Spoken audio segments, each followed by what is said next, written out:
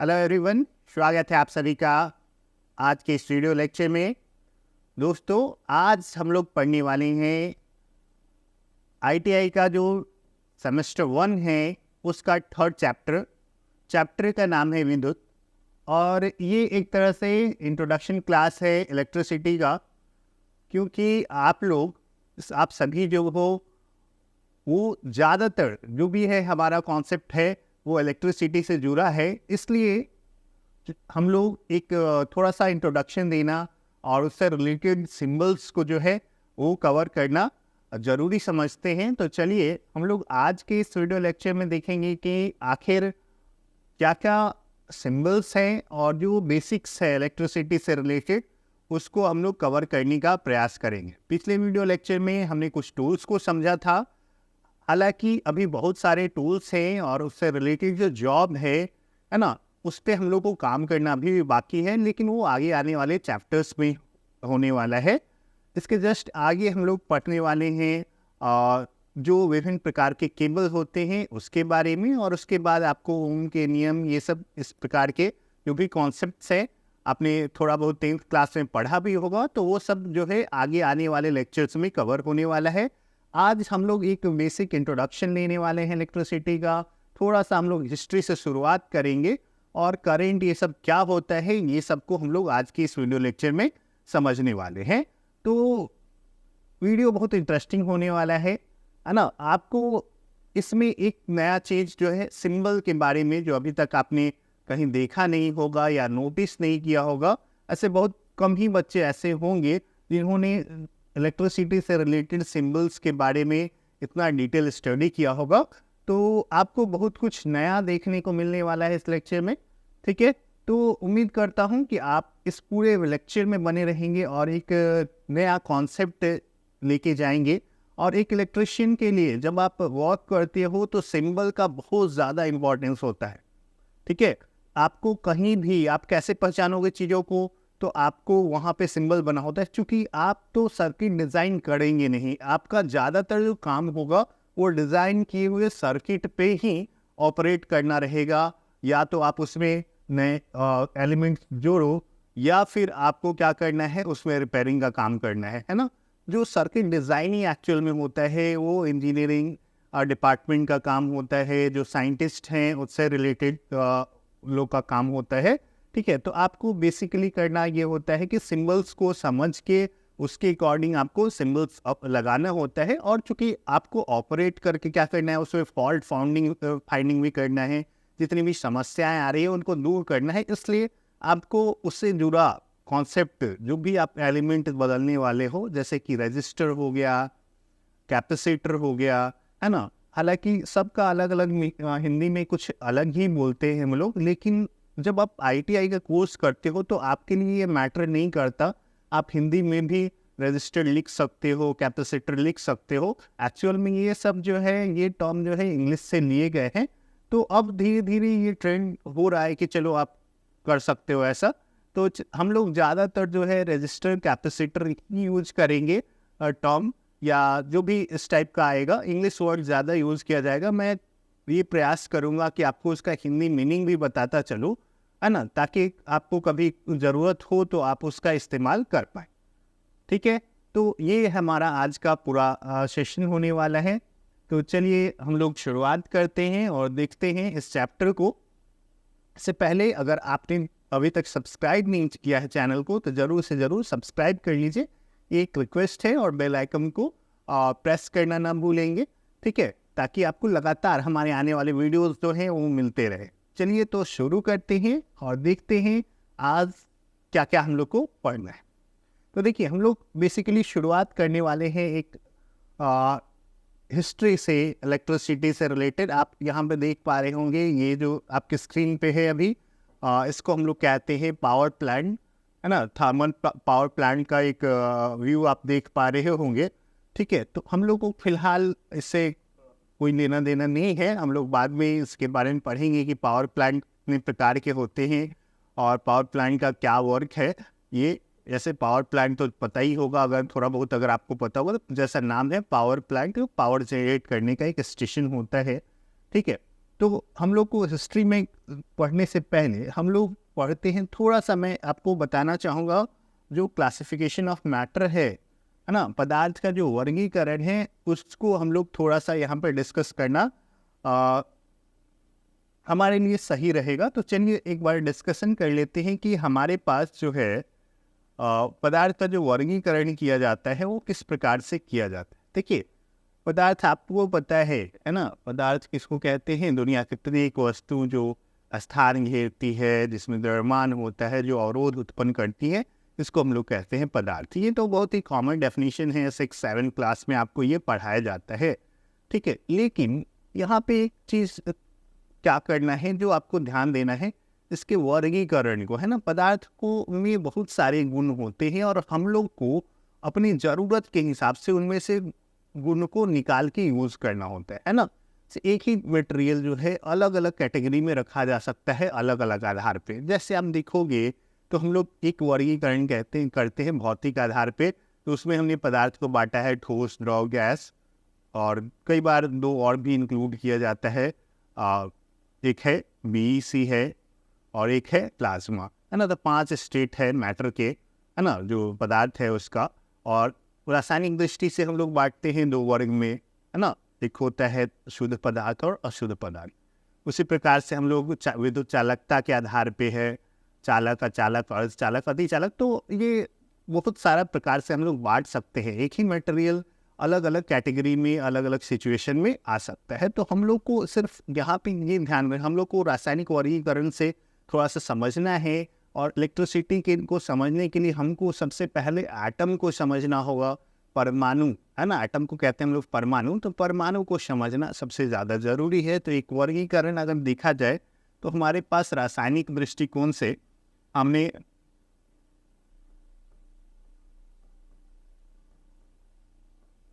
रासायनिक दृष्टिकोण से हमारे पास 2 रहते हैं। एक होता है शुद्ध पदार्थ और दूसरा रहता है अशुद्ध पदार्थ। मैं बहुत ज़्यादा डिटेल में नहीं लिख रहा हूँ, आप लैंग्वेज से के हिसाब से कवर कर लीजिएगा। शुद्ध पदार्थ को फिर बांटा जाता है 2 भाग में। एक को हम लोग कहते हैं तत्व और ये को कहते हैं यौगिक, है ना। और दुनिया का जो सबसे शुद्ध पदार्थ है उसको बोला जाता है तत्व, है ना। क्योंकि इसको आप कितना भी तोड़िएगा ना, तो इसमें केवल एक ही प्रकार का पार्टिकल मिलेगा। आप किसी भी प्रकार से तोड़ दें, तत्व में क्या होता है, एक ही प्रकार का कण मिलेगा। जैसे कुछ आप तत्वों के अगर आप नाम जानना चाहें तो क्या है, हाइड्रोजन, हीलियम, लिथियम, बेरिलियम, ये सब बहुत सारा है। ऑक्सीजन है, कार्बन है, लोहा है, तांबा है, एल्युमिनियम है ना, सोडियम है। ऐसा बहुत सारा तत्व है ना। तो आपको करना ये है कि आपको सिर्फ यहाँ पे ये समझना है कि तत्व क्या होता है, सबसे शुद्ध पदार्थ होता है। इसको अगर हम छोटे छोटे भाग में बांटेंगे ना, तो तत्व के सबसे छोटा छोटा भाग, जो सबसे छोटा भाग मिलेगा, उसको हम लोग कहते हैं अणु। और अणु को छोटे भाग में बांटेंगे तो ये मिलेगा हम लोग को परमाणु, ठीक है। और परमाणु को फिर से 3 भाग में बांटा जाता है। इसके पीछे का जो हिस्ट्री है मैं उस पर फोकस करना नहीं चाह रहा हूँ, इसका कोई ज़रूरत नहीं है हमारे यहाँ पे। तो परमाणु जो होता है मुख्यतः 3 कणों से बना होता है। एक को कहते हैं हम लोग इलेक्ट्रॉन, दूसरे को कहते हैं हम लोग प्रोटॉन, और तीसरे को कहते हैं न्यूट्रॉन,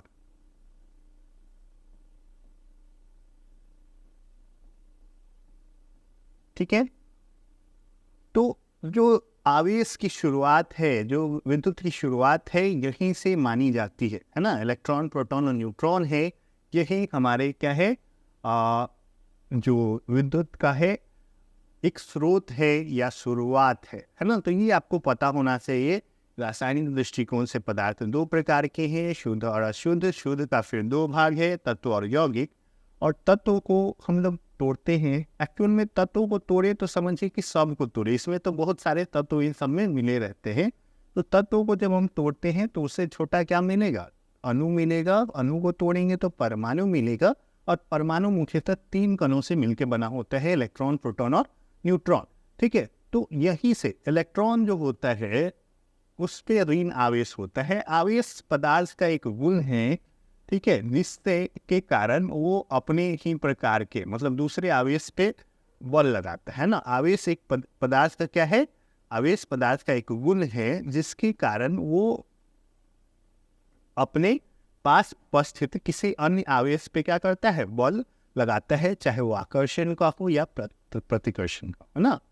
क्या है, फिर से मैं बोल दूं एक बार, आवेश क्या है, किसी भी पदार्थ का वह गुण है जिसके कारण वो अपने ही पास निकट आसपास उपस्थित अन्य आवेश पे बल लगाता है। ठीक है, तो ये नेचुरल चीज है, ये हम लोग नहीं किए, है ना, ये प्रकृति द्वारा दिया गया है ना। हम लोग केवल इधर उधर करके आवेश की मात्रा जो है वो परिवर्तित करते हैं, है ना, किसी चीज में। ठीक है, तो आवेश जो होता है वो दो प्रकार का होता है, एक होता है धन आवेश, ठीक है, और दूसरा जो होता है वो होता है ऋण आवेश। ठीक है, दो प्रकार का आवेश देखा गया है, एक धन आवेश है और एक ऋण आवेश है। इसके पीछे भी अपनी हिस्ट्री है, लेकिन हम लोग उस पर नहीं जाएंगे, है ना। आवेश दो प्रकार का, एक धन आवेश और एक ऋण आवेश। ठीक है, धन आवेश को जनरली हम लोग प्लस सिंबल से दिखाते हैं, ऋण आवेश को माइनस सिंबल से दिखाते हैं।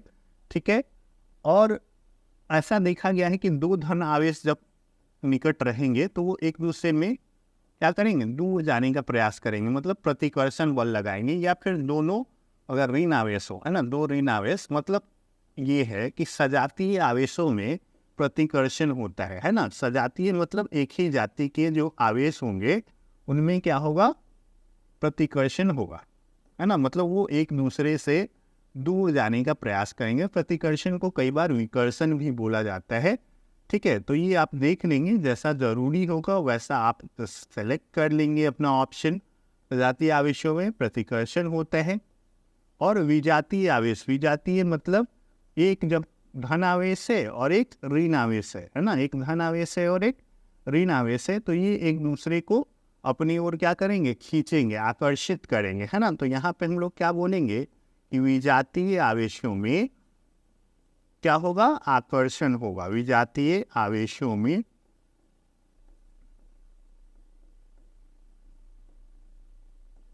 आकर्षण होता है। ठीक है, चलिए, तो इतना आई थिंक आपको समझ में आ रहा होगा कि आवेश जो है एक नेचुरल चीज़ है और वो क्या होता है, ये प्रकृति द्वारा बनाया गया है, ये हमने नहीं बनाया, हम लोग केवल उसकी मात्रा में परिवर्तन करते हैं, वो भी एक बड़े वस्तु पे आवेश की जो मात्रा होगी उसमें, है ना। एक छोटा वस्तु जो इसका शुरुआत माना जाता है, आवेश का शुरुआत जो सबसे छोटा चीज है जिसपे आवेश रहता है उसको बोला जाता है, एक है हमारे पास इलेक्ट्रॉन, और इस पर जो आवेश रहता है उसको हम लोग कहते हैं ऋण आवेश। ठीक है, इलेक्ट्रॉन पे क्या पाया जाता है, ऋण आवेश पाया जाता है, और प्रोटॉन पे जो है वो धन आवेश पाया जाता है ना।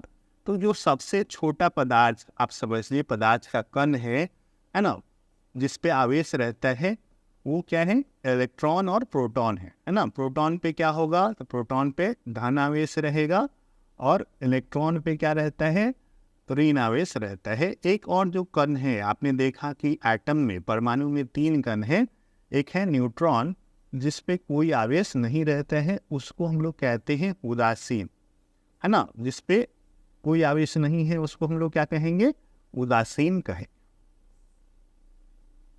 ठीक है, तो देखिए हमारा जो डेफिनेशन अभी तक बनाया गया है उस हिसाब से इलेक्ट्रॉन पे जो आवेश होता है ना, इलेक्ट्रॉन पे जो आवेश होता है उसका मान होता है कितना, इलेक्ट्रॉन पर आवेश होता है, उसका मान होता है 1 माइनस 1.6 इंटू 10⁻⁻19 कूलम। कूलम जो है उसको C से लिखा जाता है। कूलम जो है आवेश का मात्रक, ठीक है, कूलम क्या है, आवेश का मात्रक, इसको C से लिखते हैं। और ये है क्या, ये आवेश का मात्रक है। जैसे हम लोग लंबाई को मापते हैं मीटर में, तो वैसे ही आवेश की मात्रा को मापने के लिए हमने क्या सिंबल यूज किया है, कूलम सिंबल यूज किया है। तो इलेक्ट्रॉन पे कितना आवेश होता है, तो -1.6 इंटू 10⁻⁻19 कूलम। ठीक है, इलेक्ट्रॉन पे कितना आवेश होगा, तो -1.6 इंटू 10⁻⁻19 कूलम होगा। प्रोटॉन पे जो आवेश होगा, प्रोटॉन पे इतना ही आवेश रहता है, बस वो धन आवेश होता है ना। प्रोटॉन पे कितना होगा, प्लस में होगा 1.6 इंटू 10⁻⁻19 कूलम, है ना। यहाँ पे माइनस साइन आपको देखना है, इसके पावर में माइनस नहीं देखना है। ठीक है, तो होता क्या है कि आवेश जो है वो ना, आवेश की जो न्यूनतम मात्रा है वो किस पे रहती है, इलेक्ट्रॉन पे रहती है या प्रोटॉन पे रहती है। इलेक्ट्रॉन पे ऋण आवेश होता है, प्रोटॉन पे धन आवेश होता है, और न्यूट्रॉन पे कोई आवेश नहीं होता है। इन्हीं एक्चुअल में जो पदार्थ रहता है, एक मटेरियल के भीतर बहुत सारे क्या है, इलेक्ट्रॉन और प्रोटॉन रहते हैं। वो किस प्रकार का तत्व है उस आधार पे, है ना। अलग अलग तत्वों में इलेक्ट्रॉन प्रोटॉन की मात्रा अलग अलग रहती है, और हम लोग ज़्यादातर करते ये हैं कि हम लोग किसी भी तत्व में से इलेक्ट्रॉन की मात्रा को अलग कर, मतलब बढ़ाते हैं या घटाते हैं, तो उस पर आवेश का मान जो है वो बढ़ता घटता है। जनरली जो सामान्यतः अगर किसी तत्व में जितना इलेक्ट्रॉन रहेगा उतना ही प्रोटॉन रहता है, तो वो दोनों एक दूसरे के प्रभाव को, धन आवेश का प्रभाव जितना रहेगा उतना ही ऋण आवेश का प्रभाव रहेगा, तो वो दोनों एक दूसरे को समाप्त कर देते हैं, कैंसल कर देते हैं, और इसलिए उन पे बाहर जो है, उनके बाहर कोई आवेश का प्रभाव नहीं दिखता। लेकिन जब आप उसमें से इलेक्ट्रॉन की मात्रा को बदलते हैं, है ना, तब बाहर जो है जो आवेश का प्रभाव है वो दिखना शुरू हो जाता है। अगर आप इलेक्ट्रॉन को निकालेंगे, है ना, सपोज हमारे पास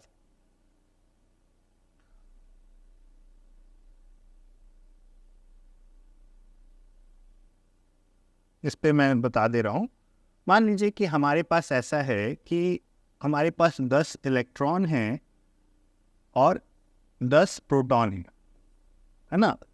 तो हमारे पास पॉजिटिव चार्ज, जितना नेगेटिव चार्ज है उतना ही क्या है, पॉजिटिव चार्ज भी है। तो ये दोनों एक दूसरे के प्रभाव को ख़त्म कर देते हैं। जिस भी मटेरियल में ये रहेगा, तो हमारा जो बाहर होगा, है ना, जो हमारा आउटपुट होगा या बाहर में जो हमारा इफेक्ट आएगा वो कुछ नहीं आएगा, है ना, हमारे पर कोई चार्ज का इफेक्ट नहीं दिखेगा। लेकिन मान लीजिए कि अगर हम लोग इलेक्ट्रॉन की मात्रा को कम कर दे, जैसे 8 कर दे इलेक्ट्रॉन और प्रोटॉन की मात्रा उतनी ही रहे, तो अब 8 इलेक्ट्रॉन 8 प्रोटॉन के इफेक्ट को कैंसिल किया, तो 2 प्रोटॉन का इफेक्ट कैंसिल करने वाला कोई नहीं रहा, तो प्रोटॉन पे रहता है पॉजिटिव चार्ज, तो 2 पॉजिटिव चार्ज जो है इस पे दिखना शुरू हो जाएगा, है ना। वैसे ही अगर मान लीजिए कि हम लोग एक इलेक्ट्रॉन की मात्रा को बढ़ा दें, है ना, 10 से 11 कर दे, और प्रोटॉन की मात्रा 10 ही है, तो इस सिचुएशन में क्या होगा कि एक इलेक्ट्रॉन के आवेश को ख़त्म करने वाला कोई नहीं रहा, तो इस कंडीशन में -1 जो है उस पर चार्ज आ जाएगा, है ना। तो इस प्रकार से जो है चार्ज, मतलब आवेश का निर्माण और ये होता है। बेसिकली चार्ज जो होता है, आवेश जो होता है, वो क्या होता है, इलेक्ट्रॉन और प्रोटॉन में रहता है, और उसकी मात्रा को बदल के हम लोग चार्ज, मतलब आवेश का मान जो है किसी भी पदार्थ पे बदल सकते हैं। ठीक है, चलिए अब देखिए क्या कि जब आप बदलोगे, मान लीजिए कि यहाँ पे क्या है, इसके पास जितना इलेक्ट्रॉन है उतना ही प्रोटॉन है, तो अब क्या है कि ये अभी कोई आवेश नहीं दिखा रहा है। जैसे ही इसमें से हमने एक इलेक्ट्रॉन निकाल लिया, है ना, तो अब इस पे क्या हो जाएगा, एक धन आवेश का प्रभाव इस पर दिखने लगेगा। तो इलेक्ट्रॉन जब ये जाने लगेगा, तो ये हम लोग अब जान रहे हैं कि यहाँ पे धन आवेश है और ये ऋण आवेश है, तो ये दोनों एक दूसरे को क्या करेंगे, एक दूसरे की ओर खींचेंगे। ठीक है, अगर आप 2 इलेक्ट्रॉन निकालोगे तो उतना ही ज़्यादा क्या हो जाएगा, जितना इलेक्ट्रॉन निकालोगे उतना ज़्यादा इस पर धन आवेश आते जाएगा, तो वो और ज़्यादा ताकत से इसको खींचना शुरू करेगा। ठीक है, तो यही जो अंतर हो रहा है, यहीं पे हमारा जो वोल्टेज का निर्माण होना शुरू होता है ना। आप सुने होंगे वोल्टेज, है ना, एक टर्म बहुत ही कॉमन है, आप जरूर ये सुने होंगे। तो वोल्टेज का निर्माण यहीं से होता है। जब हम लोग किसी भी पदार्थ में से इलेक्ट्रॉन को निकाल लेते हैं, तो अब वो इलेक्ट्रॉन को अपनी ओर आकर्षित करना चाहता है। अगर हम लोग कुछ ऐसा सिस्टम कर दे कि नहीं वो नहीं जा पाए, है ना, नॉर्मल जो जिस रास्ते से आया है, तो उन दोनों के बीच एक अंतर क्रिएट हो जाएगा जिसको हम लोग वोल्टेज कहेंगे। और जब हम एक दूसरा रास्ता उसको देंगे तो उससे इलेक्ट्रॉन होके जाता है ना, और उसके बदले में वो कुछ काम करता है ना, क्योंकि हम लोग जब अलग करते हैं तो हम लोग भी कुछ काम किए रहते हैं जो उसमें एनर्जी के रूप में स्टोर रहता है। तो फिलहाल जो है आपको इतना चीज समझना था, तो आई थिंक आपको इतना जरूर क्लियर हो गया होगा। अभी तक आपने क्या क्या सीखा कि आवेश जो है उसकी उत्पत्ति, आवेश जो है एक्चुअल में वो नेचुरल चीज़ है, प्राकृतिक रूप से बना हुआ चीज़ है। हम लोग क्या कर सकते हैं, किसी भी पदार्थ सबसे जो न्यूनतम आवेश है वो इलेक्ट्रॉन पे और प्रोटॉन पे पाया जाता है, और इलेक्ट्रॉन की संख्या हम लोग किसी वस्तु में बदल के उस पर उपस्थित जो आवेश का मान है उसको बदल सकते हैं। ठीक है ये, और कभी भी हम लोग इलेक्ट्रॉन को बांट के नहीं, आप काट के नहीं चेंज कर सकते हो। तो हमेशा कोई किसी भी वस्तु पे जो आवेश उत्पन्न होता है वो इलेक्ट्रॉन पर के आवेश का पूर्ण गुणज होता है ना। हालांकि 11वीं-12वीं में ये सब पढ़ाया जाता है, लेकिन हो सकता है कि आपने ये ना पढ़ा हो, तो चलिए मैं फिर भी बता देता हूँ आपको। ठीक है, तो इस प्रकार से क्या हुआ, उसके बाद आपने क्या देखा कि आवेश का जो मात्रक है उसको हम लोग कहते हैं कूलम, सी से लिखा जाता है उसको। और ये भी देखा कि इलेक्ट्रॉन पे 1-1.6 इंटू 10⁻⁻19 कूलम चार्ज होता है, प्रोटॉन पे प्लस में होता है 1.6 इंटू 10⁻⁻19 कूलम। दोनों का मान सेम है, बस चिन्ह बदला होता है। और न्यूट्रॉन पे कोई आवेश नहीं होता है। चलिए, और इलेक्ट्रॉनों के स्थानांतरण के कारण ही धन आवेश या ऋणावेश होता है। जब हम लोग इलेक्ट्रॉन निकालते हैं किसी भी वस्तु से तो उस वस्तु पे धनावेश आएगा, है ना। जितना ज़्यादा इलेक्ट्रॉन निकालेंगे उतना ज़्यादा धनावेश आएगा, और जितना हम लोग इलेक्ट्रॉन से बाहर से अंदर डालेंगे उतना ज़्यादा ऋणावेश आएगा। हालांकि इस पर भी एक लिमिट है, आप अनलिमिटेड संख्या में इलेक्ट्रॉन नहीं निकाल सकते, या फिर अनलिमिटेड जो है नंबर में हम लोग इलेक्ट्रॉन नहीं डाल सकते, है ना। तो वो आपको धीरे धीरे जैसे जैसे आप आगे बढ़ोगे वैसे वैसे चीज़ें धीरे धीरे क्लियर होती जाएंगी। ठीक है, तो चलिए अब शुरू करते हैं, थोड़ा सा जानते हैं कि विद्युत के प्रकार क्या होते हैं। तो आपने ये भी देखा कि जब हम लोग इलेक्ट्रॉन निकाल के इधर उधर रखते हैं तो इन दोनों के बीच एक अट्रैक्शन फोर्स, आकर्षण का बल काम करेगा, और यही जो है वोल्टेज उत्पन्न होने का कारण है। अगर मान लीजिए कि हम इसको निकाल के यहाँ छोड़ेंगे तो ये फिर वापस इधर आने लगेगा, है ना। तो ये क्या कहलाएगा, एक तरह से ये करंट कहलाएगा। आवेश के प्रवाह को हम लोग क्या कहते हैं, विद्युत धारा कहते हैं, है ना। तो विद्युत धारा क्यों उत्पन्न हो रही है, वोल्टेज के कारण, है ना। अगर वोल्टेज नहीं रहेगा तो करंट नहीं उत्पन्न होगा, है ना। तो एक तरह से आपको ये चीज़ समझना चाहिए, सबसे इंपॉर्टेंट चीज़, करंट फ्लो होने के लिए क्या चाहिए, तो वोल्टेज होना चाहिए, वो भी एक्चुअली पोटेंशियल डिफरेंस होना चाहिए, जिसको हम लोग विभवांतर कहते हैं, दो जगह के बीच विभव का अंतर, है ना। अभी हम लोग आगे आने एक पानी का जो टंकी है उसकी सहायता से हम लोग ये समझने का प्रयास करें। ठीक है, तो देखिए उसको हम लोग समझेंगे जब आएगा। फिलहाल हम लोग एक बार डिस्कशन कर लेते हैं कि विद्युत के कितने प्रकार होते हैं। तो देखिए हम लोग को मेनली ना दो प्रकार का विद्युत पढ़ना रहता है। एक को हम लोग कहते हैं इलेक्ट्रोस्टैटिक्स, जिसको हम लोग स्थिर विद्युत कहते हैं। जब कोई आवेश, है ना, विद्युत कितने प्रकार के, तो आपको दो प्रकार में पढ़ना है। एक है स्थिर विद्युत, है ना। स्थिर विद्युत का मतलब है जब कोई आवेश स्थिर रहता है, कहीं पे रुका हुआ रहता है ना, तो उस समय जो उसका प्रभाव होता है उसको हम लोग स्थिर विद्युत कहते हैं, है ना, या स्थिर विद्युत पार्ट में पढ़ते हैं। और वही आवेश अगर वो गतिमान हो जाता है तो हम लोग उसको कहते हैं विद्युत धारा। तो हम लोग को दो सेक्टर में टोटल पढ़ना है ना, स्थिर विद्युत और विद्युत धारा, है ना। दोनों का अपना अपना एप्लीकेशन है। आप जो देखते हो बिजली जो गिरती है ना, यहाँ पे बहुत सारा हवा ये सब के और पानी के कणों के बीच घर्षण के कारण बहुत सारा क्या होता है, स्थिर विद्युत उत्पन्न हो गया रहता है। अब देखोगे इसका कॉन्सेप्ट तो इस टाइप से कुछ दिखाएगा, है ना। जरूरी नहीं कि प्लस ऊपर हो माइनस नीचे हो, है ना, वो अब सोचना पड़ेगा। तो फिलहाल मैं उस पर नहीं फोकस करना चाहता हूँ। तो यहाँ पे क्या होता है, पानी और हवा के कण के बीच क्या होता है, घर्षण के कारण चार्ज एक दूसरे से अलग हो जाते हैं, आवेश, और यहाँ इन दोनों के बीच एक वोल्टेज उत्पन्न हो जाता है। बहुत ज़्यादा जब ये वोल्टेज हो जाएगा तो ये हवा को तोड़ते हुए नीचे की ओर, मिट्टी की ओर नीचे आता है, धरती की ओर, है ना। तो इसको हम लोग क्या कहते हैं, तारित कहते हैं, या कई आकाशीय बिजली कहते हैं।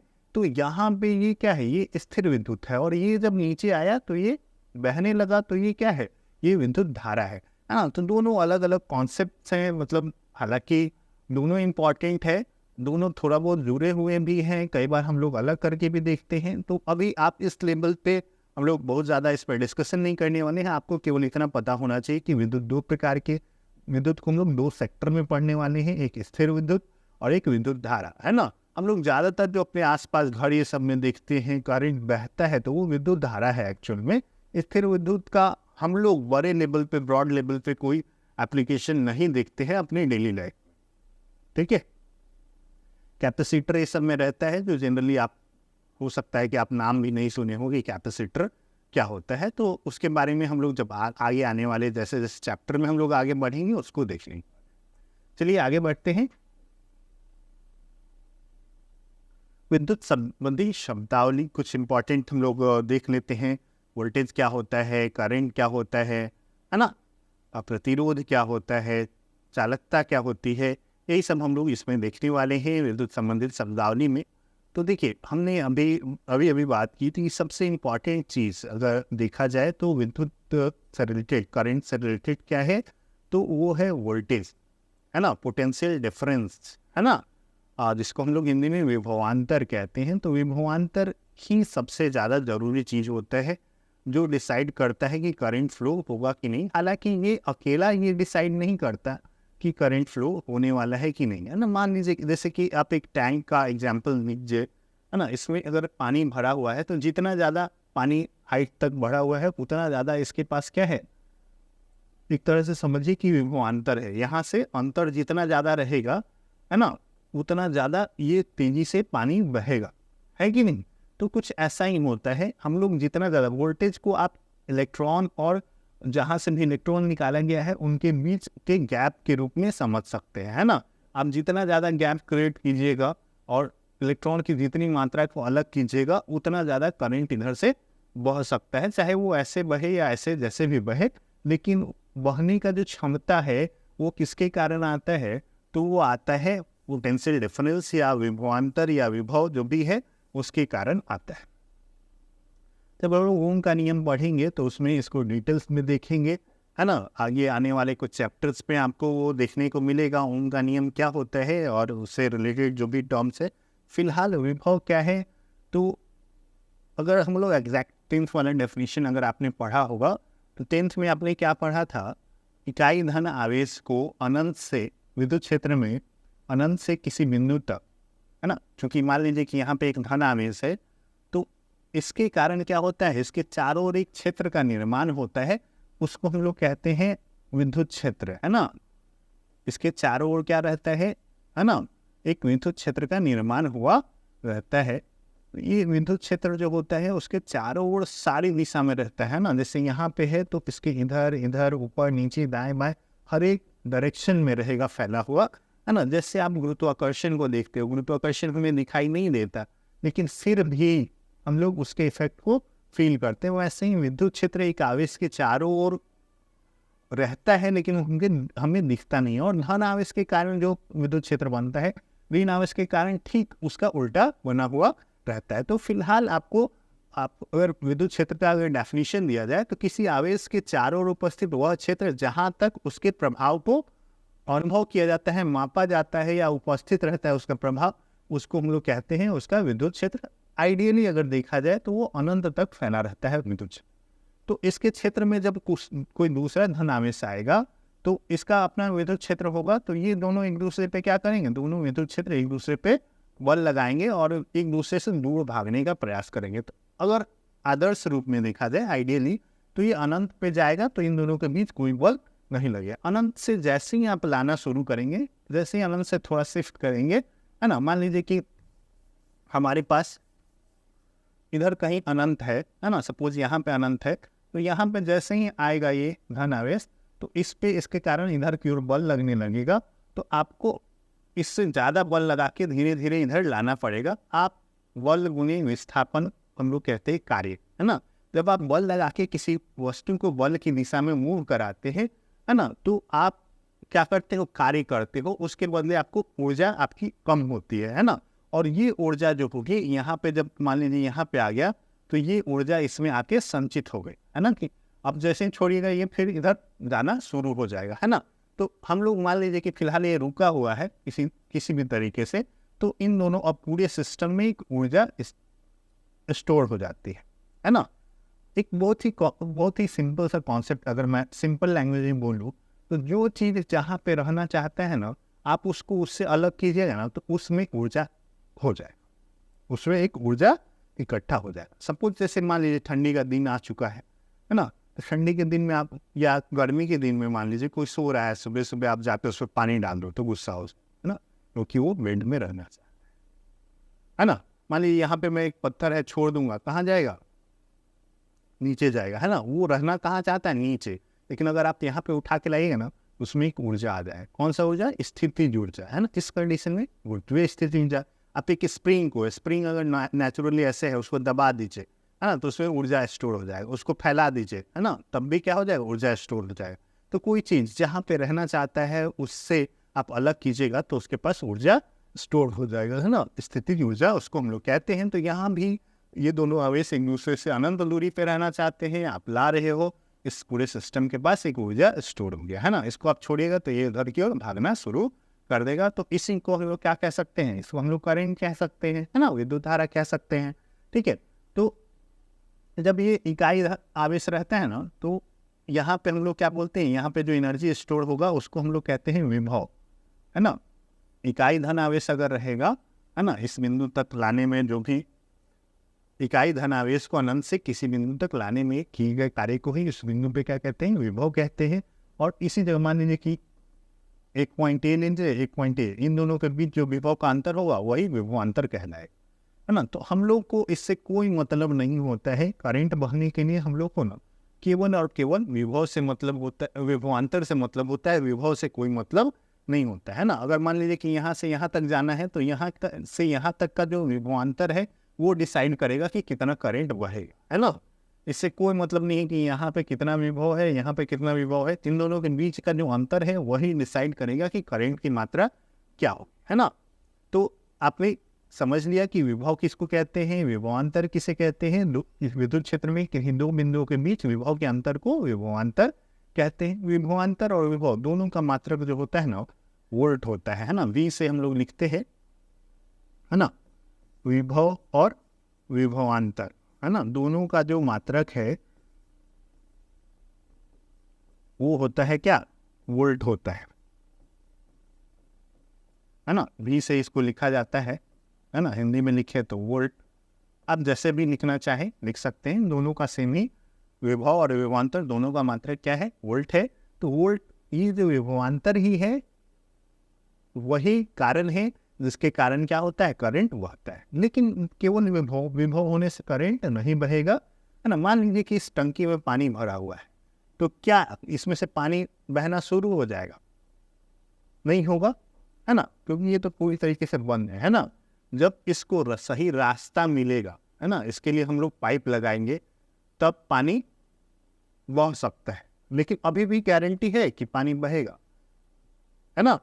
केवल पाइप लगा देने से पानी नहीं बहेगा, है ना। इसका क्या होना चाहिए, जो भी इसका इसमें जो लगा हुआ है कंट्रोलिंग इसका वाल्व, है ना, नल उल टाइप का जो भी है वाल्व लगा हुआ है, उसको ओपन करना पड़ेगा तभी बहेगा, है ना।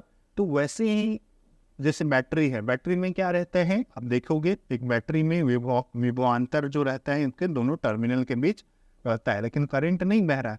जब आप क्या करोगे, इसमें तार जोड़ोगे, है ना, इन दोनों के बीच, है ना, और तार जोड़ने पे क्या होगा, ये रास्ता कंप्लीट होगा, है ना, तभी ये क्या होगा, करंट बहेगा, है ना। जैसे इसमें है, यहाँ पे रास्ता कंप्लीट होने का मतलब क्या, कि जिस लेवल से पानी आ रहा है उससे लोअर लेवल होना चाहिए, है ना, तभी विभवांतर आएगा, है ना। तो वैसे ही यहाँ पे क्या होगा, जब रास्ता कंप्लीट होगा तभी क्या होगा, ये करंट बहेगा, है ना। वोल्टेज केवल ये डिसाइड करता है कि करंट बह सकता है, लेकिन तभी जब उसका रास्ता कंप्लीट होगा, है ना। इस रास्ते को हम लोग कहते हैं विद्युत परिपथ, है ना। विद्युत के प्रवाह के लिए जो बनाया गया परिपथ होता है उसको विद्युत परिपथ हम लोग कहते हैं, ठीक है। चलिए, तो अब आता है एक टर्म विद्युत धारा, है ना। विद्युत धारा, तो आवेश के लगातार प्रवाह को विद्युत धारा हम लोग कहते हैं, ठीक है। विद्युत धारा को जनरली आई से लिखा जाता है और विद्युत धारा का जो मात्रक है वो होता है एम्पियर,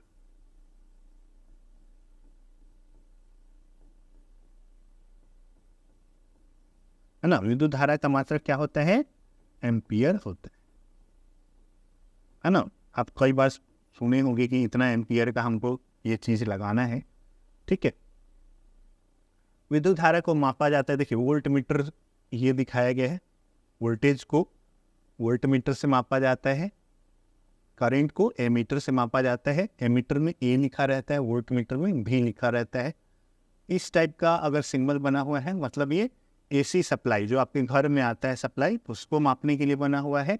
और उसके नीचे जैसे ए के नीचे आप एक लाइन दिख रहे हैं ऐसे, है ना, तो इसका मतलब कि ये डीसी सप्लाई पे काम करने के लिए बना हुआ है। आगे चल के हम लोग अभी देखेंगे कि एसी क्या होता है, डीसी क्या होता है ना। तो आप फिलहाल ये जान लीजिए कि ये भी लिखा हुआ है तो वोल्ट मीटर है, ए लिखा हुआ है तो एमीटर, है ना।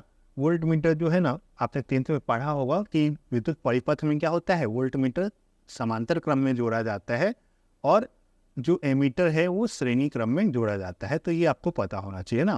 वोल्ट मीटर जो होता है वो परिपथ में कैसे जोड़ा जाता है, समांतर क्रम में, और जो एमीटर है वो श्रेणी क्रम में जोड़ा जाता है। एक और कॉमन डिवाइस जो आजकल बहुत इस्तेमाल किया जाता है जिसको हम लोग कहते हैं मल्टीमीटर, है ना। मल्टीमीटर इसलिए कहते हैं क्योंकि ये बहुत सारे चीज को माप सकता है, विद्युत धारा, करंट, है ना, रेजिस्टेंस, ये सब को माप सकता है। तो इस टाइप का और भी डिजाइन में आता है ना। ये बहुत ही कॉमन है जो यूज किया जाता है। तो मल्टीमीटर से आप करंट माप सकते हो, एसी डीसी वाले सारे, है ना, रेजिस्टेंस माप सकते हो, और ट्रांजिस्टर चेक कर सकते हो, कंटिन्यूटी चेक कर सकते हो। ये सब चीज़ें, कुछ चीज़ें आपके लिए नहीं होंगी, है ना, तो वो आपको आने वाले लेक्चर में कवर होंगी, ठीक है। तो आप ज़रूर से ज़रूर सारे लेक्चर कवर करेंगे। आप बीच में छोड़ के अगर आप करते हो कवर तो नहीं समझ में आएगा, है ना। कुछ एजुकेशन ऐसा चीज़ है जहाँ पे कंटिन्यूटी बहुत इंपॉर्टेंट होती है ना। आप चाहोगे कि मैं यहाँ से जंप करके यहाँ चले जाऊँ, है ना, अगले लेवल पे अचानक से चले जाऊँ, तो नहीं होगा। आपको पीछे वाला लेवल कवर करके ही जाना पड़ेगा, इसका कोई चॉइस नहीं है आपके पास, ठीक है। आप अगर चले जाते हो तो बाद में आपको कभी ना कभी आके करना ही पड़ेगा, तो आपको दोगुना या उससे ज़्यादा मेहनत लग जाए, है ना। तो बेहतर यही है कि आप लगातार एक सीक्वेंस में ही चले, और मेरा भी यही प्रयास है कि आपको इस सीक्वेंस में ही पढ़ाया जाए जहाँ तक हो पाए, है ना। चलिए, तो हमने क्या देखा, विभवांतर का मात्रक है वोल्ट, विद्युत धारा का मात्रक है एम्पियर। विद्युत धारा किसको कहते हैं, आवेश के प्रवाह को हम लोग विद्युत धारा कहते हैं, है ना। और वोल्ट को, वोल्टेज को भी हमने समझा है। डेफिनेशन आपको तो 10th की क्लास बुक में मिल जाएगा, तो आप अगर डेफिनेशन में जाना चाहते हैं एग्जैक्ट तो आप जा सकते हो, ठीक है। इसके बाद आता है क्या, प्रतिरोध। चलिए आगे देखते हैं हम लोग प्रतिरोध क्या होता है। इंग्लिश में बोलते हैं रेजिस्टेंस। विद्युत धारा के प्रवाह में किसी चालक द्वारा जो अवरोध उत्पन्न किया जाता है ना, उसको हम लोग कहते हैं प्रतिरोध, है ना। मान लीजिए कि हमने एक तार जोड़ा हुआ है ऐसे, इसमें एक बैटरी है ना, इस टाइप का बैटरी का ये सिंबल है, और इसमें हो सकता है रेजिस्टेंस जुड़ा हो, है ना। रेजिस्टेंस को समझ रहे हैं तो फिलहाल मैं इसको हटा ही देता हूँ। इस टाइप से जुड़ा हुआ है, और यहाँ पे एक स्विच भी हम लोग जोड़ देते हैं ताकि ऑन ऑफ किया जा सके। जब आप सर्किट को ऑन कीजिएगा तो इधर से क्या होगा, करंट बहना शुरू हो जाएगा। जब हम लोग इसको ऑन कर देंगे तो करंट बहना शुरू हो जाएगा। तो अब होगा ये नहीं कि, होगा ये कि जब इसमें से इलेक्ट्रॉन जाता है, एक्चुअल में इलेक्ट्रॉन ऐसे बहेगा, करंट का डायरेक्शन इलेक्ट्रॉन बहने के विपरीत दिशा में माना जाता है, हमेशा हम लोग, ये शुरू से ट्रेंड चल गया है कि हम लोग हमेशा जो धन सिरा है ना बैटरी के, उधर से इलेक्ट्रॉन मतलब आवेश को बहते हुए मानते हैं, धन आवेश को। लेकिन धन आवेश जैसा कोई चीज़ होता नहीं है। करेंट का डायरेक्शन हमेशा ऐसे ही माना जाता है, लेकिन एक्चुअल में तार के भीतर इलेक्ट्रॉन उसके विपरीत दिशा में बहता है। जब इलेक्ट्रॉन इधर से जाएगा, इसमें जो बहुत सारे इलेक्ट्रॉन रहेगा वो उससे टकराएगा और अपना कुछ एनर्जी लॉस कर देगा, है ना। तो वो एनर्जी जो है हीट के रूप में, गर्मी के रूप में बदल के और बाहर वायुमंडल में छोड़ दिया जाएगा। तो वही एक्चुअल में रेजिस्टेंस कहलाता है ना। जो एनर्जी लॉस हो रहा है वही क्या कहलाएगा, प्रतिरोध है। तो विद्युत धारा के प्रवाह में किसी पदार्थ द्वारा, किसी तार द्वारा, किसी चालक पदार्थ द्वारा जो अवरोध उत्पन्न किया जाता है उसी को हम लोग क्या कहते हैं, उसको हम लोग कहते हैं प्रतिरोध, है ना। प्रतिरोध का मात्रक होता है, प्रतिरोध को लिखा जाता है आर से, है ना। आर जो है प्रतिरोध का संकेत है और इसका जो मात्रक है वो होता है ओम। ठीक है, ऐसे सिंबल हम लोग देते हैं। ये आपने 10th क्लास में पढ़ा होगा, आई थिंक आपको याद। ठीक है, V बराबर आई आर, एक ओम का नियम भी आपने जरूर पढ़ा होगा। इसको हम लोग आने वाले लेक्चर में कवर करने वाले हैं। फिलहाल हम लोग इस पर बात नहीं करेंगे। प्रतिरोध, किसी भी चालक का प्रतिरोध उसकी लंबाई, उसकी मोटाई और उसके मटेरियल पे निर्भर करता है। ये भी हम लोग बाद में देखेंगे। तो जितना लंबा तार रहेगा उतना ज़्यादा प्रतिरोध होगा, जितना मोटा तार होगा उतना कम प्रतिरोध होगा। और अलग अलग पदार्थ, है ना। सबसे अच्छा चालक कौन सा होता है, तो आपको पता होगा कि सबसे अच्छा चालक पदार्थ है चांदी, है ना। उसके बाद तांबा है, ये सब है ना। तो प्रतिरोध आपको समझ में आ गया। प्रतिरोध को जनरली हम लोग इस टाइप का सिंबल बना के देते हैं ना, ये संकेत है प्रतिरोध का। ठीक है, हम लोग जनरली ये मानते हैं जो भी तार है ना उसमें हम लोग ये मानते हैं कि उसमें कोई प्रतिरोध नहीं है, और जो प्रतिरोध है उसको हम लोग एक जगह केंद्रित मान लेते हैं, है ना। तो अब हम लोग जितना भी सिंबल यूज करेंगे, जैसे मान लीजिए कि हमने एक सर्किट ऐसा बनाया, है ना, और इसमें हमने ऐसे बैटरी जोड़ दिया, तो हम लोग ये मानेंगे कि ये जो यहाँ से यहाँ तक तार है ना उसमें कोई प्रतिरोध नहीं है। सारा इसमें जितना भी बटा हुआ था उसको इस जगह पे केंद्रित मान लिया गया है। ठीक है, चलिए। इसके बाद प्रतिरोध का एक उल्टा होता है चालकता। चालकता पदार्थ का वह गुण है जिसके कारण वो क्या करता है, विद्युत धारा के प्रवाह को सपोर्ट करता है ना। ये चालकता को हम लोग क्या करते हैं, ये प्रतिरोध का उल्टा होता है। कंडक्टेंस सी से शायद लिखते हैं, तो एक बार सिंबल देख लीजिएगा। प्रतिरोध का व्युत्क्रम होता है ना। जितना ज़्यादा प्रतिरोध होगा चालकता उतना कम होगा। इसका जो मात्रक होता है वो MHO महो होता है ना। कई बार सीमेंस हम लोग लिखते हैं, है ना। ओम OHM है और इसी का उल्टा हम लोग कर दिए तो MHO हो गया, है ना। तो ये होता है चालकता का मात्रक। ठीक है, तो अभी इस लेवल पे हम लोग को इतना ही जानना था। ठीक है, आगे जैसे जैसे हम लोग आएंगे आगे लेक्चर में, अगले चैप्टर सब में हम लोग और डिटेल में इस सबको पढ़ने वाले हैं। तो एक बेसिक इंट्रोडक्शन के लिए आई थिंक इतना पर्याप्त है। बढ़ते हैं, विद्युत धारा के प्रकार को देखते हैं। देखिए, विद्युत धारा जो है ना वो दो प्रकार के होते हैं।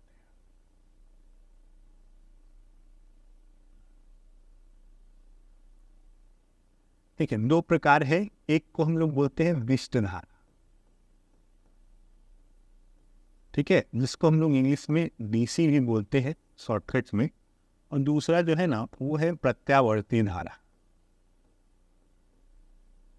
ठीक है, एक है विशिष्ट धारा और दूसरा क्या है, प्रत्यावर्ती धारा, जिसको हम लोग कहते हैं AC, alternating current, direct current. क्या अंतर है दोनों में?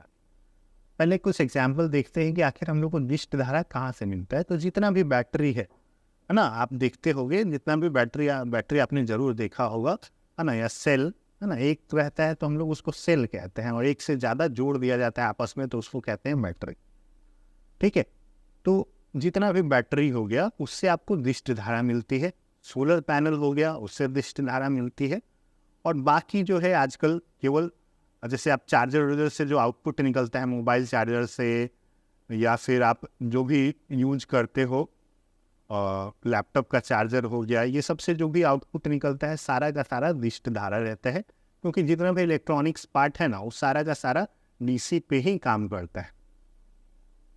ठीक है, एसी जो आपके घर में सप्लाई आता है या शादी ये सब में जो जनरेटर यूज़ किया जाता है या बड़ा सा जनरेटर बैंकों के पास आप देखे होंगे, है ना, वो सबसे जो करंट उत्पन्न होता है ना, वो होता है एसी अल्टरनेटिंग करंट। ये देख रहे हैं एक पावर स्टेशन का जनरेटर है ना, ये क्या करता है, ये एसी सप्लाई जनरेट करता है ना। एसी को हम लोग हिंदी में क्या कहते हैं, प्रत्यावर्ती धारा, है ना।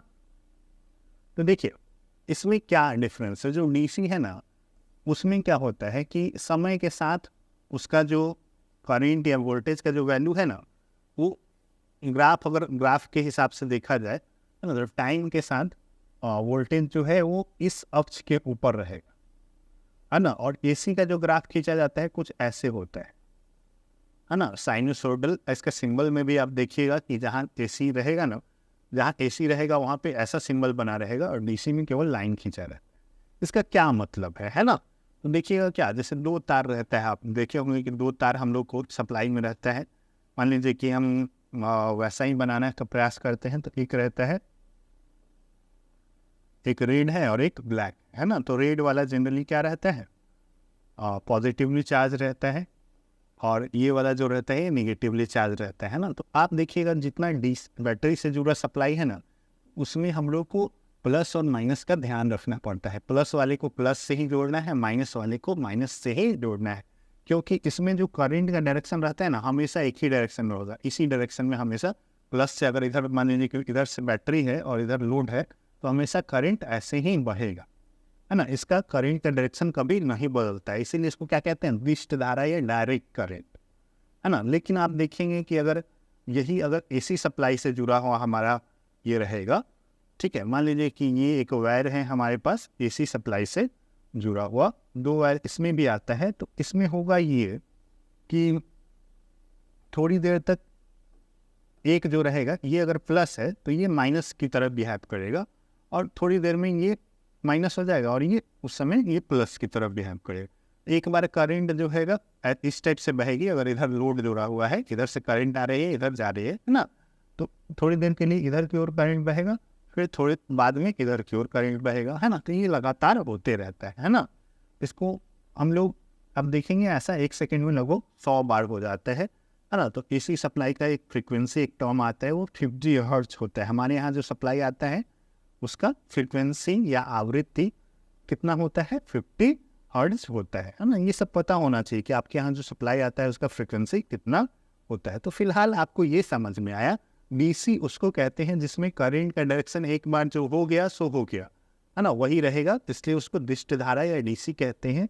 एसी में क्या होता है कि दो तार इसमें भी रहता है, लेकिन करंट का डायरेक्शन जो है ना वो बदलते रहता है, हर 1 सेकेंड में लगभग 100 बार उसका डायरेक्शन बदल जाता है ना। प्लस माइनस आपस में दोनों तार चेंज करते हैं। इसलिए आप देखिएगा कि कभी भी हम लोग जो है इसी सप्लाई में हम लोग ध्यान नहीं देते कि कैसे जोड़ रहे हैं, हम लोग कैसे भी जोड़ देते हैं तो हमारा जो डिवाइस है वो काम करता है।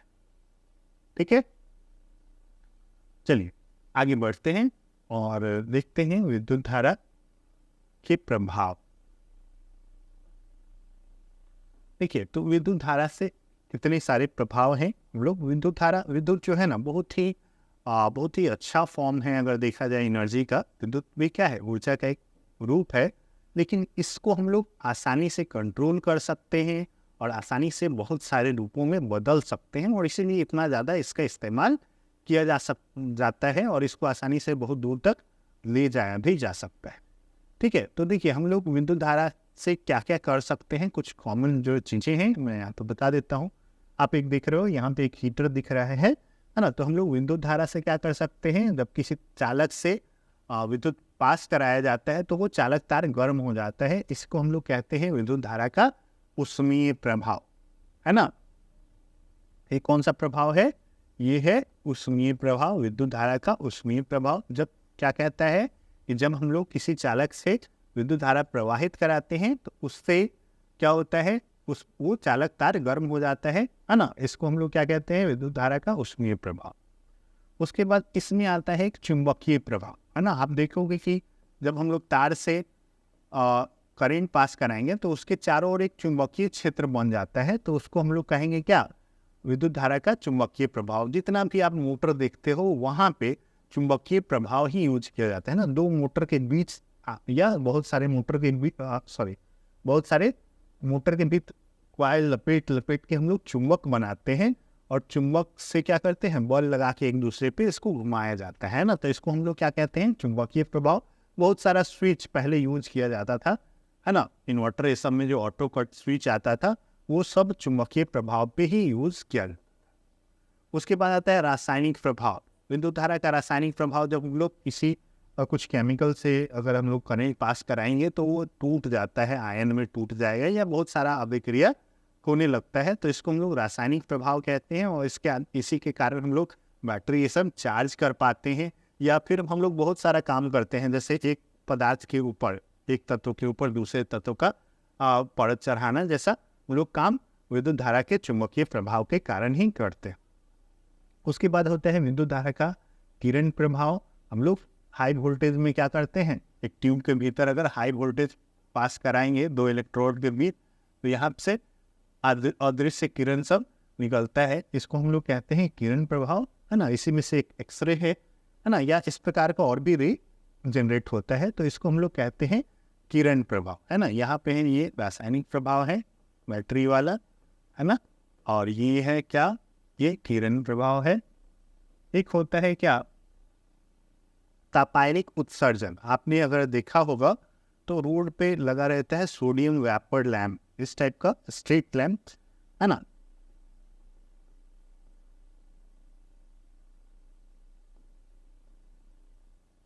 या विसर्जन प्रभाव बोलिए, विद्युत विसर्जन,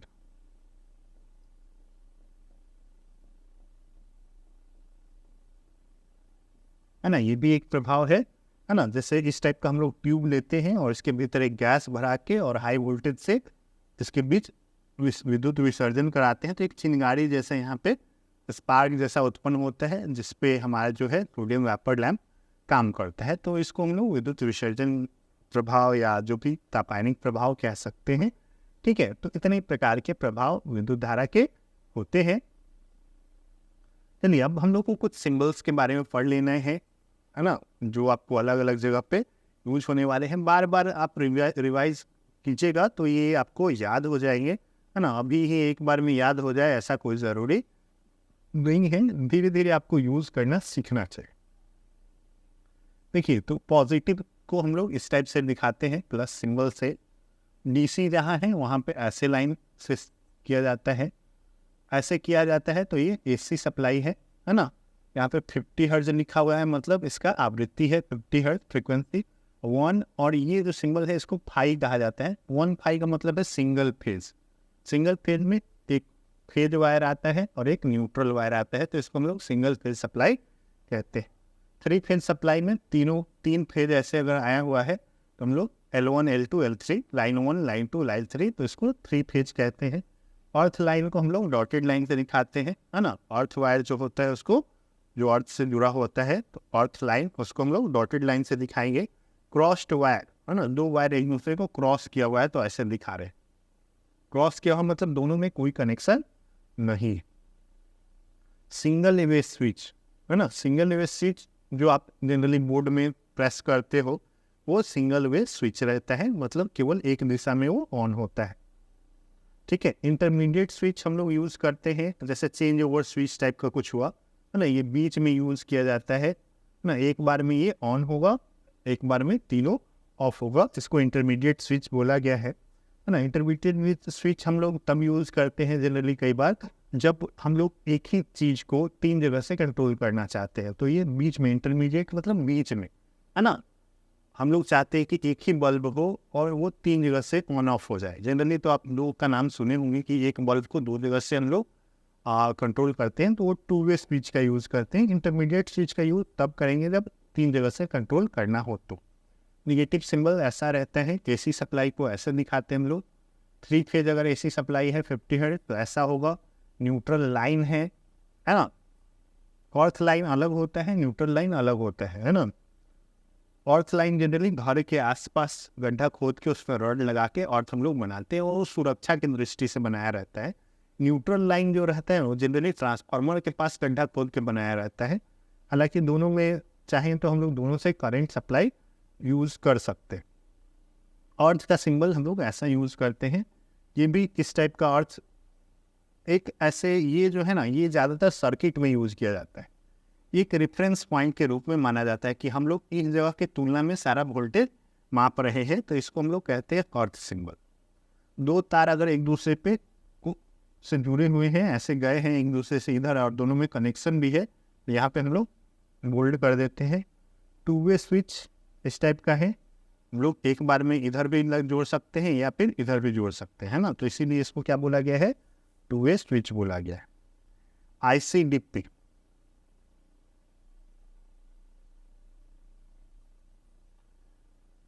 इसका फुल फॉर्म होता है iron clad double pole switch, है ना। डबल पोल इसलिए है क्योंकि देख रहे हैं कि यहाँ पे दोनों है, ऐसे अगर लाइन जोड़ा हुआ है ना, मतलब ये दोनों एक साथ कनेक्टेड है, दोनों या तो इस साइड आएगा एक साथ या फिर उस साइड जाएगा, है ना। तो इसी को हम लोग क्या बोलते हैं, iron clad double pole. Double pole मतलब इसमें दो है ना, एक पोल ये हुआ, एक पोल ये हुआ, जैसे प्लस माइनस, एक से इधर से प्लस सप्लाई जाएगा तो इधर से माइनस सप्लाई जाएगा, या ऐसा कुछ भी, है ना। तो डबल पोल मतलब उसमें दो टर्मिनल बना हुआ है सप्लाई को ले जाने के लिए, ठीक है। आयरन क्लैड डबल पोल, आपसे फुल फॉर्म पूछा जा सकता है। ICTP, है ना, यहाँ पे क्या दिया हुआ है, 3 पोल है तो ICTP है।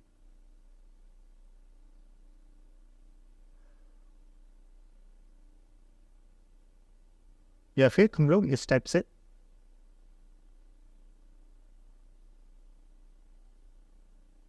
दिखाते हैं, ठीक है। ऊपर को करने के लिए एक बात, चलिए ऐसे थोड़ा सा ध्यान रखिएगा तो आपको याद हो जाएगा। मैं एक बार इस पर कंफर्म होकर बता दूंगा फिर, है ना, कि ये क्यों है ऐसे। ICTP ऐसा होता है symbol generally. Oil circuit breaker, circuit breaker का काम होता है क्या, सर्किट को ब्रेक करना, एक तरह से स्विच है ना, जो हैवी करंट को रोकने के लिए या बंद करने के लिए लगा रहता है ना। डबल पोल या 3 पोल है, इस टाइप से सिंबल दिखाते हैं हम लोग, है ना। यहाँ पे एक वायर आया, यहाँ पे ऐसे, और यहाँ पे क्रॉस्ड बना हुआ है ना, तो ये क्या है, ये ऑयल सर्किट ब्रेकर है ना।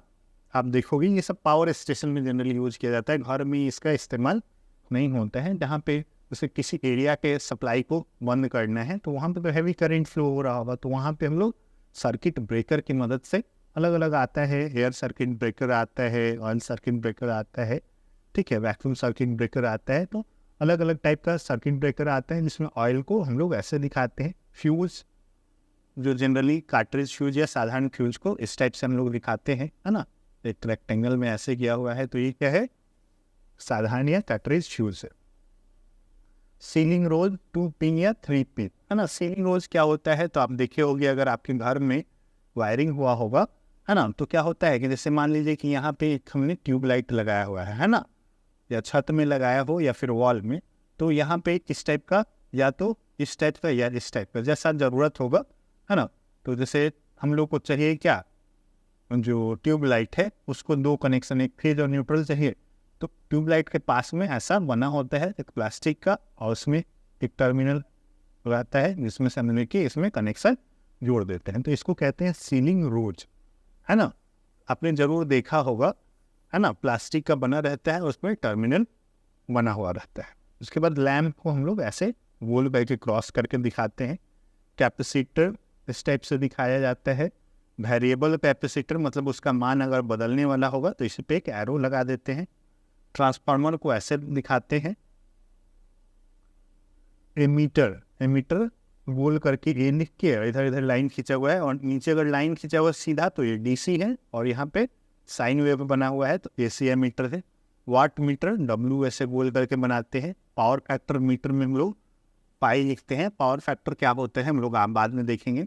मोटर को M से ऐसे लिख देते हैं गोल बना के, सीधा लाइन है तो DC मोटर है, और ये साइनसोइडल लाइन है तो इसको हम लोग कहते हैं AC। जनरेटर में G लिखा होता है DC, और ये AC जनरेटर हुआ। सेल को ऐसे दिखाते हैं, जो एक आप खरीद के लाते हो घड़ी, ये सब में जो सेल लगता है ना, उसको ऐसे दिखाते हैं हम लोग। डायोड को इस टाइप से दिखाया जाता है ना। डायोड ये सब होता क्या है, अभी बहुत सारी चीज़ें हैं आने वाले चीज़ों में क्लियर होंगी, तो आपको घबराना नहीं है कि आप लोग अपने लेवल से ऊपर जा रहे हो या नहीं समझ में आ रहा है। बहुत सारी चीज़ें हैं जो अभी क्लियर नहीं हो पाएंगी उतनी अच्छे से, ठीक है। डायोड का हम लोग यूज़ करते हैं एसी से डीसी ये सब में बदलने के लिए, या केवल एक डायरेक्शन में करंट को बहाने के लिए। लाइटिंग अरेस्टर यूज किया जाता है, बहुत ऊंचे ऊंचे बिल्डिंग पे बिजली गिरे तो उससे सुरक्षा हो, तो उससे हम लोग लाइटिंग अरेस्टर एक लगाते हैं ऊपर नुकीला सा, तो उसका सिंबल ऐसा है। विद्युत घंटी को ऐसे हम लोग बनाते हैं। पुश बटन इस टाइप का स्विच रहता है जो दबाएं फिर छोड़ दिए, है ना। तो ये दो टाइप का है, नॉर्मली ओपन और नॉर्मली क्लोज। मतलब पहले से एक क्लोज रहेगा, जब आप दबाओगे तो ये ओपन हो जाएगा, इसमें पहले ओपन रहेगा, दबाओगे तो वो क्लोज हो जाएगा, है ना। तो दो टाइप का रहता है। NO का मतलब है नॉर्मली ओपन और NC का मतलब है नॉर्मली क्लोज्ड,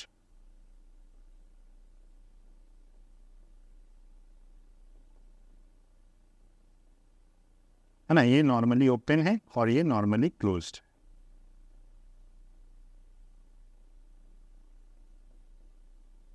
कहीं पे फॉल्ट है तो हम लोग इस टाइप का ऐसे करके सिंबल बनाते हैं,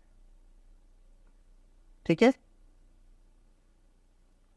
चलिए आगे बढ़ते हैं, देखते हैं DPGT, है ना, डबल पोल डबल थ्रो।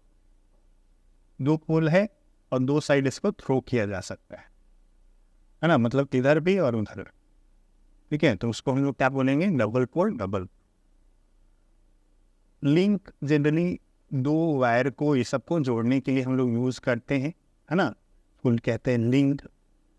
और एक होता है सॉकेट। सॉकेट आपने देखा होगा, 2 पिन वाला है तो इस टाइप का सिंबल बनाएंगे, 3 पिन वाला ऐसे, जिसमें हम लोग प्लग को लगाते हैं, उसको सॉकेट कहते हैं। फैन रेगुलेटर, जिससे हम लोग फैन की स्पीड को कम ज़्यादा करते हैं, ऐसा सिंबल बनाया जाता है।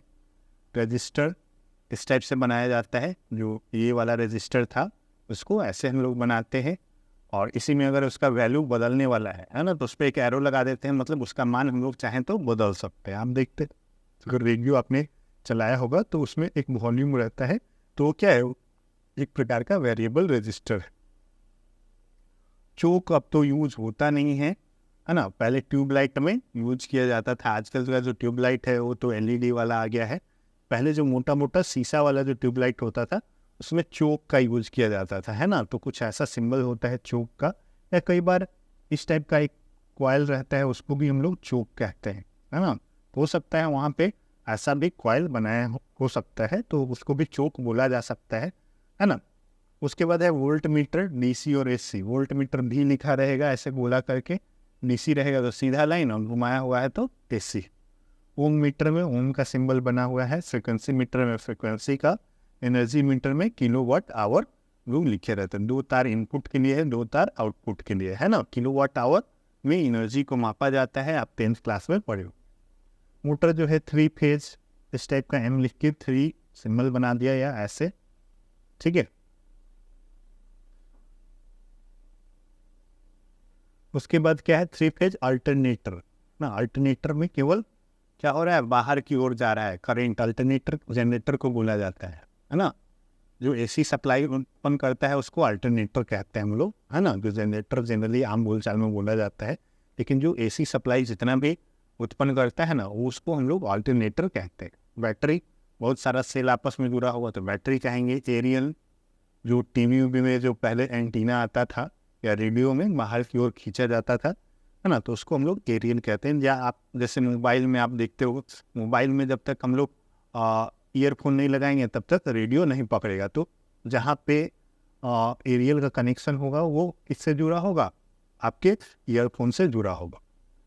विद्युत चुंबक ऐसे बनाया जाता है ना, जब इसमें करंट बहेगा तो ये चुंबक की तरह बिहेव करने लगेगा, तो इसको हम लोग विद्युत चुंबक कहें। कॉन्टैक्ट होता है, नॉर्मली ओपन नॉर्मली क्लोज। एक कॉन्टैक्टर होता है और एक कॉन्टैक्ट है। यहाँ पे जनरली कॉन्टैक्ट का मतलब है कि ये दोनों सटा हुआ है कि नहीं है। एक कॉन्टैक्टर आता है जो आपको देखिएगा आगे चल के, वो जनरेटर में उसका जो वो क्या कहते हैं, उसका स्टार्टर बनाने में यूज़ करते हैं। तो कॉन्टैक्टर हम लोग बाद में देखेंगे। कनेक्शन स्टार डेल्टा इसको हम लोग स्टार कनेक्शन कहते हैं और इस टाइप के कनेक्शन को डेल्टा कनेक्शन कहते हैं। ओवरहेड लाइन को ऐसे दिखाया जाता है ना, जो ऊपर से लाइन जाता है ना पोल पे होते हुए, उसको ऐसे हम लोग दिखाते हैं। अब देखिए, हम लोग को कुछ सिंबल देखना है। जब आप एक इंडस्ट्री में जाते हो और वहाँ पे क्या करते हो, कहीं पे वायरिंग ये सब करना है, तो आपको इन सिंबल का उपयोग करना होगा या इस सिंबल को पढ़ने आना चाहिए, ये आपको ध्यान देना है, ठीक है। तो जैसे मेन फ्यूज बोर्ड बिना स्विच के लाइटिंग के लिए, तो आपको ये पता होना चाहिए कि वायरिंग जो होता है ना बड़े बड़े इंडस्ट्री ये सब में, तो अलग अलग सर्किट बनता है। एक होता है light and fan circuit, light and fan circuit, और एक होता है पावर सर्किट, है ना। तो देखिए, दोनों का ना वायरिंग अलग अलग किया जाता है, दोनों के लिए अलग अलग तार लगाया हुआ रहता है। लाइट एंड फैन सर्किट जो है ना, जनरली लाइट और फैन ये सब यानी हल्का लोड चलाने के लिए बनाया हुआ रहता है।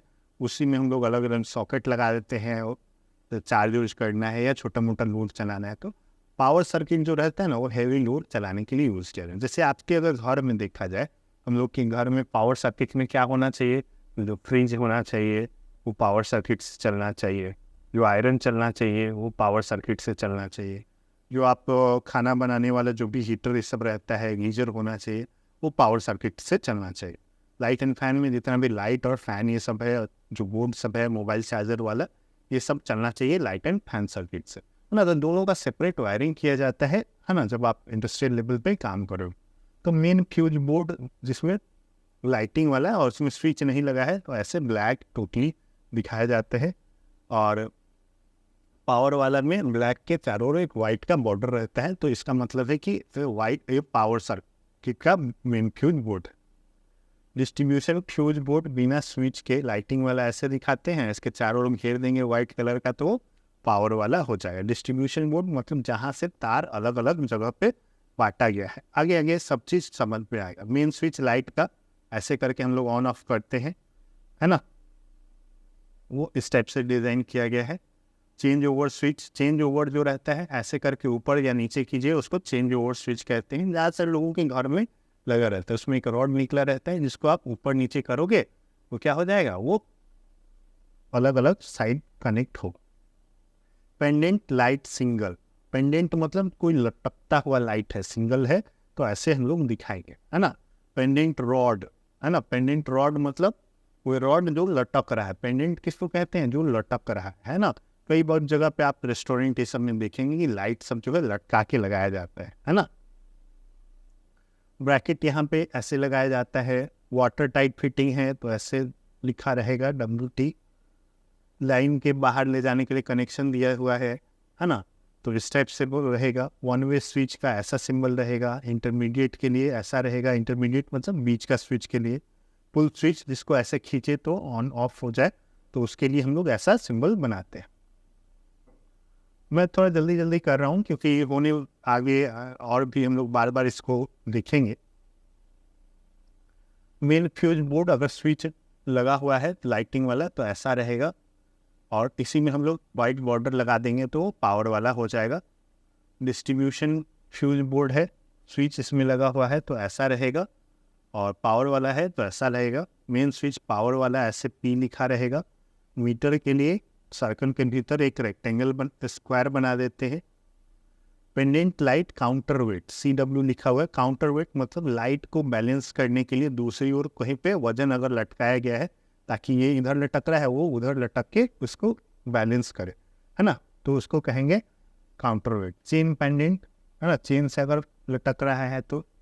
बैटल लैम्प होल्डर, बैटल क्या होता है, पहले अगर आप देखते होंगे अब तो कम यूज होता है।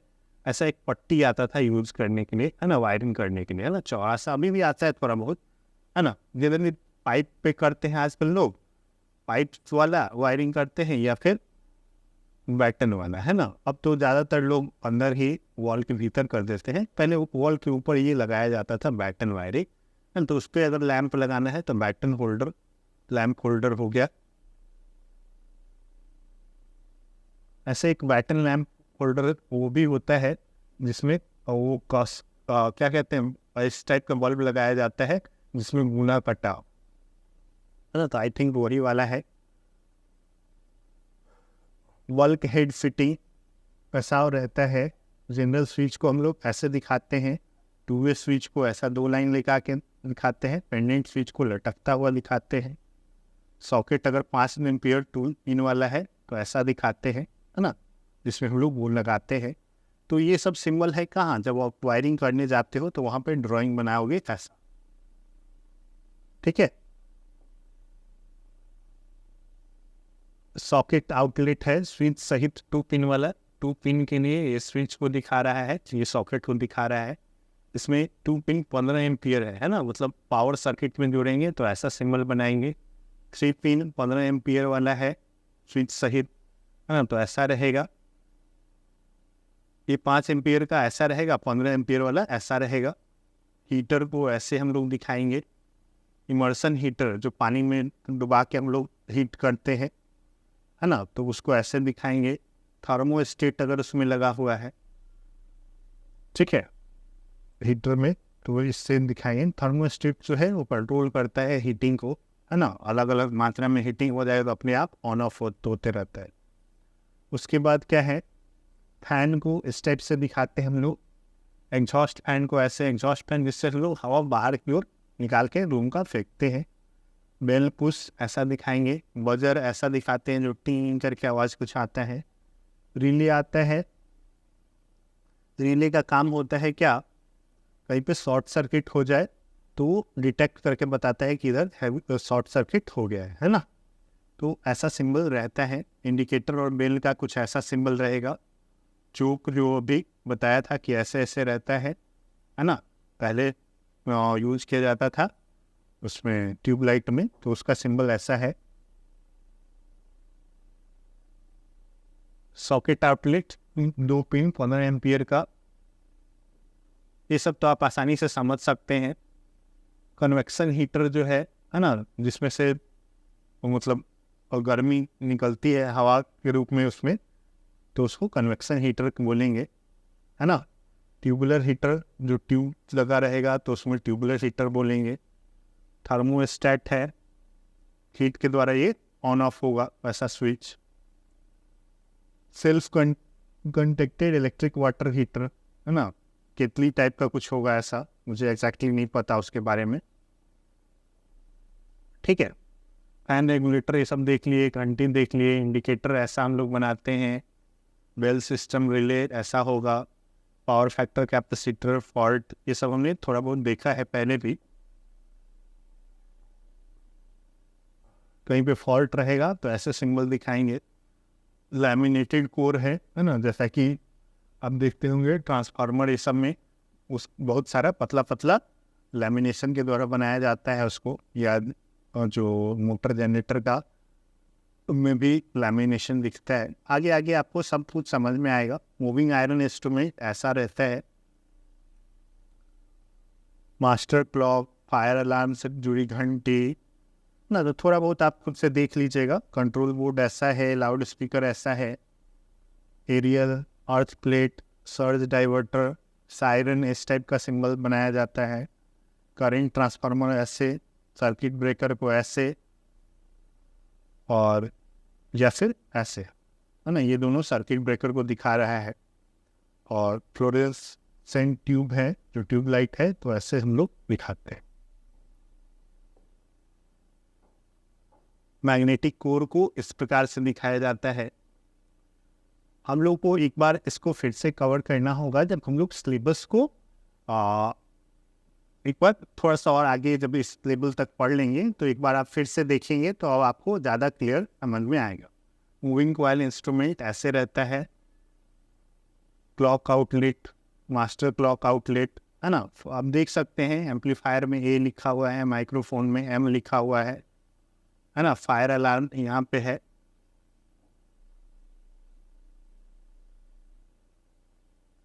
रिसीवर पॉइंट है, अर्थ टेस्टर पॉइंट है, फूटर है। यहाँ पे इस टाइप से पोटेंशियल ट्रांसफार्मर को दिखाते हैं। आइसोलेटर फ्यूज सहित यहाँ पे आइसोलेटर है, इसमें फ्यूज लगा हुआ है ये, और यहाँ पे फ्लोरेसेंट ट्यूब है, मतलब ट्यूबलाइट। ठीक है, तो इतना सारा सिंबल्स है, एक बार आप ज़रूर देख लेंगे।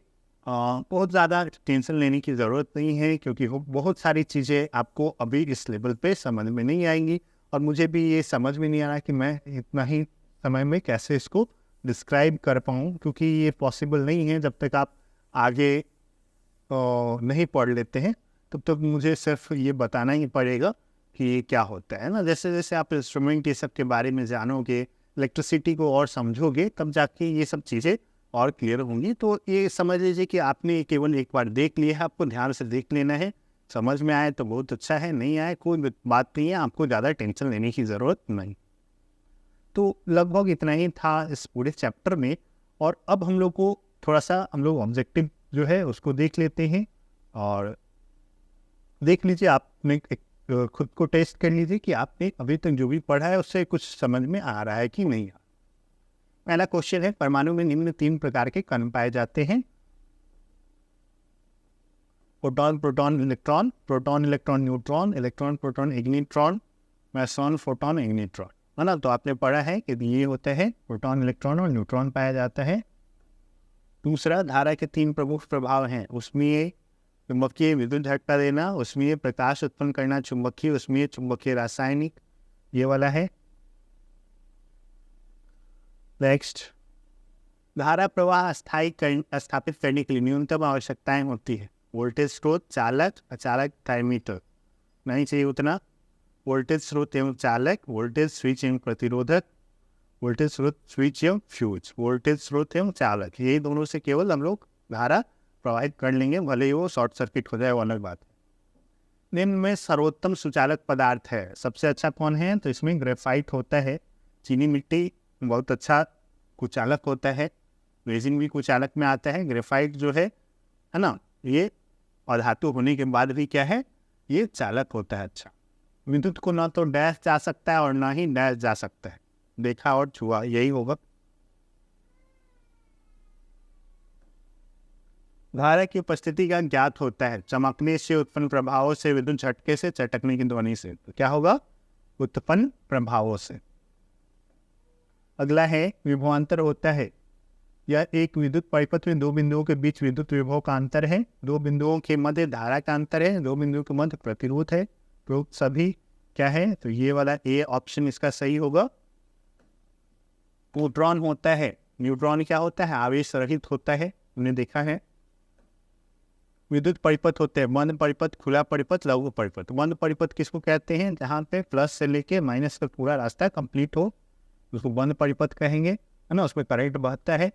खुला परिपथ उसको बोलेंगे जिसमें पूरा रास्ता कंप्लीट ना हो, केवल रास्ता बना हो लेकिन पूरा कंप्लीट ना हो, तो उसको खुला परिपथ कहेंगे। लघु परिपथ तब बोलेंगे जब प्लस से माइनस सीधे तार के द्वारा जोड़ दिया गया हो, बीच में कोई डिवाइस, कोई बल्ब नहीं लगा हो, तो उसको लघु परिपथ कहा जाता है। तो ये तीनों प्रकार के परिपथ होते हैं।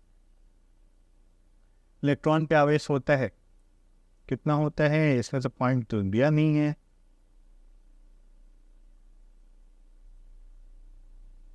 चलिए मैं खुद से लगा दे रहा हूँ यहाँ पे, है ना। 1.6 इंटू 10⁻⁻19 कूलम कितना होता है?